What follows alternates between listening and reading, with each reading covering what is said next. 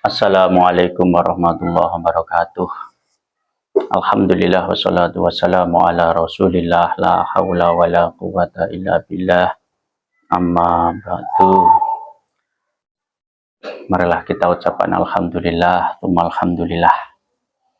Jadi kesempatan kali ini ya, patut kita syukuri dengan sebesar-besarnya karena kita masih diberikan umur yang panjang sehingga bisa menjumpai bulan yang mulia, yakni bulan Ramadan. Bulan yang mana ini termasuk bulan yang khusus diberikan kepada umatnya Nabi Muhammad SAW. Jadi bulan Ramadan itu adalah bulan yang sangat mulia. Bulan di mana dalam sebuah kitab sama saya pernah membaca bahwa Nabiullah Musa alaihissalam ini pernah membaca sebuah kriteria umat yang utama. Ini diantaranya adalah diberikan bulan yang mulia, yakni bulan Ramadan.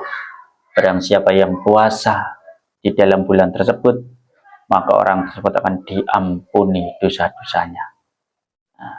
Sehingga Nabi Musa bertanya, ya, bahkan meminta kepada Allah Subhanahu Wa Taala, ij'alni ummati, ya Allah jadikan umat ini adalah umatku, umat yang dimuliakan dengan bulan Ramadan ini, jadikan umatku.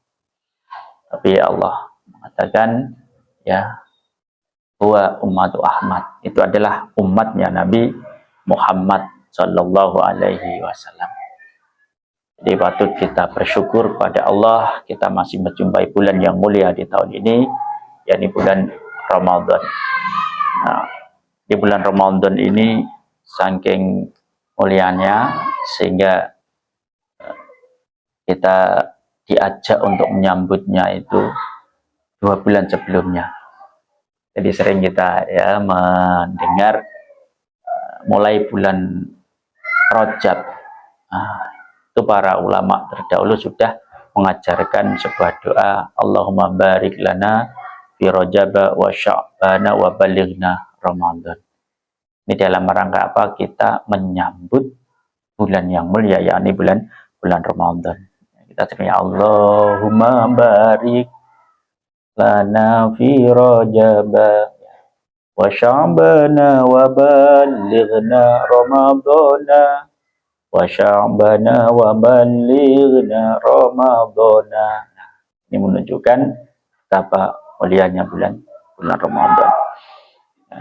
Dalam bulan Ramadan, ibadah yang paling kenal ada puasa Ramadan, ya, puasa Ramadan. Masuk keistimewaan puasa Ramadan ini dalam kitab ini ada sebuah cerita dari Imam Sufyan Ats-Tsauri. Ya. Imam Sufyan Ats-Tsauri ini termasuk ulama yang agung. Ya, dalam sebuah cerita dalam kitab yang namanya An-Nawadir ini, beliau pernah bercerita bahwa suatu ketika beliau itu pernah ketika beliau mukim di Mekah, beliau itu bertemu dengan seorang laki-laki yang setiap hari orang laki-laki tersebut ini datang ke Masjidil Haram, kemudian sholat di situ, ya, kemudian tawaf, ya, mengucapkan salam kepada Imam Sufyan Ats-Tsauri. Itu hampir setiap hari, selalu dilakukan seperti itu. Sehingga di hati Imam Sufyan Ats-Tsauri ini ya ada kecondongan. Orang ini kok baik sekali kepadaku, setiap hari mengucapkan salam kepadaku, menghampiriku. Dia penasaran. Sehingga suatu ketika Imam Sufyan Ats-Tsauri ini tidak menemukan, loh, orang yang biasanya mengucapkan salam kepadaku, datang ke Mekah, kemudian sholat, kok tidak hadir pada hari ini, tidak datang pada hari ini. Kemana orang itu? Nah, dan beliau mencari, ya, mencari rumahnya, mencari informasi rumahnya orang tersebut, ya, sehingga beliau dapat informasi dan menemukan rumah dari seseorang tersebut. Ternyata orang tersebut sedang sakit, ya, sedang sakit. Ketika aku sana, orang tua mengatakan bahwa qalali idza mitu faghsilni bi nafsik wa sholli alayya wadfini wala tatrukni tilkal lailah wahidan fi qabri walakinil at-tauhid inda su'alil munkar wa nakir fadmantu lahu dzalik. Nah, ternyata ketika aku datang, orang itu dalam keadaan sakit, dia mengatakan, wahai Imam Sufyan Ats-Tsauri, ketika nanti aku mati, maka tolong mandikan aku. Engkau harus memandikanku, sholatkanlah diriku, ya, kuburkanlah aku, dan jangan engkau tinggalkan aku di malam itu sendirian di kuburku. Ajarkan aku tentang tauhid ketika aku ditanya oleh malaikat mungkar dan nakir. Ketika dia mengatakan seperti itu, aku menyanggupinya, kata Imam Sufyan Ats-Tsauri. Ketika orang itu meminta seperti itu, aku menyanggupinya.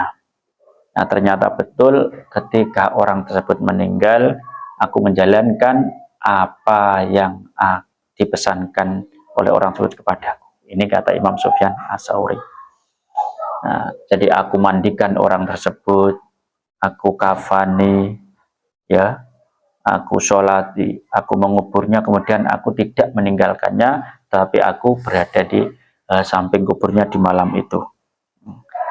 Ternyata ketika aku tertidur, ya, ketika aku antara tidur dan sadar, aku mendengar sebuah ucapan, sebuah suara.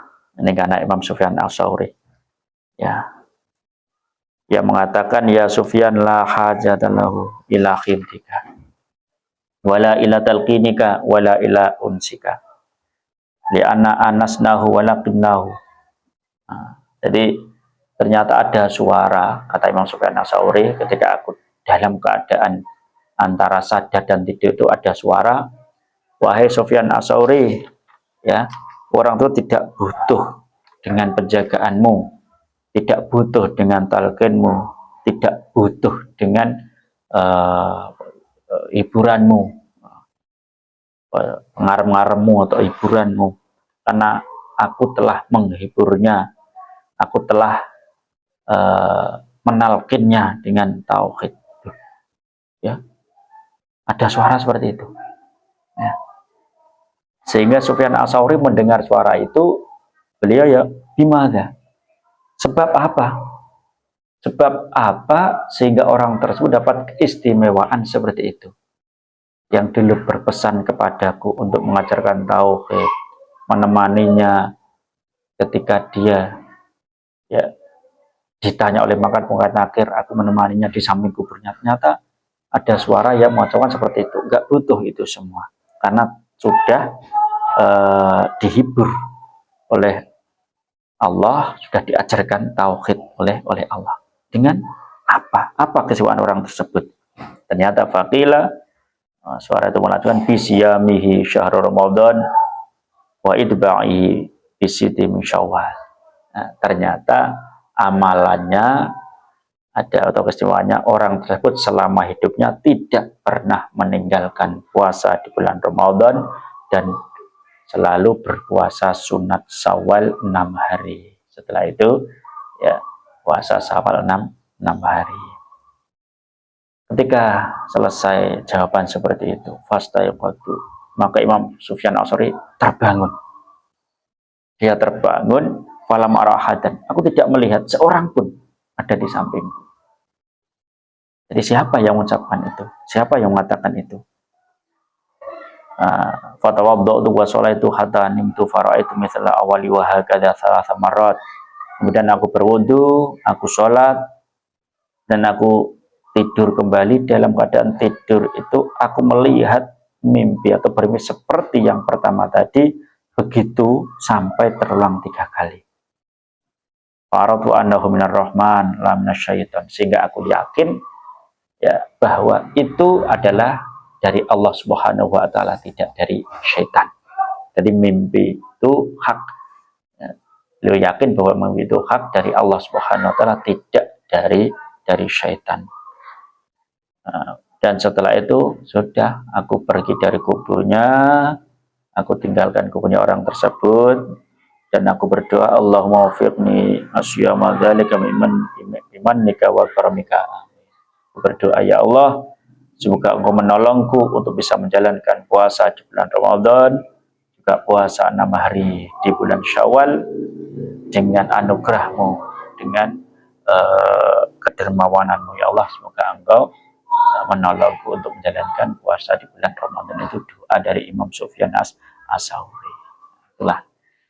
Jadi mari di bulan Ramadan ini kita perbanyak ibadah kita, lebih-lebih puasa Ramadan kita mari jaga, tidak hanya menahan dari lapar dan dahaga, marilah kita jaga juga perbuatan kita, ucapan kita.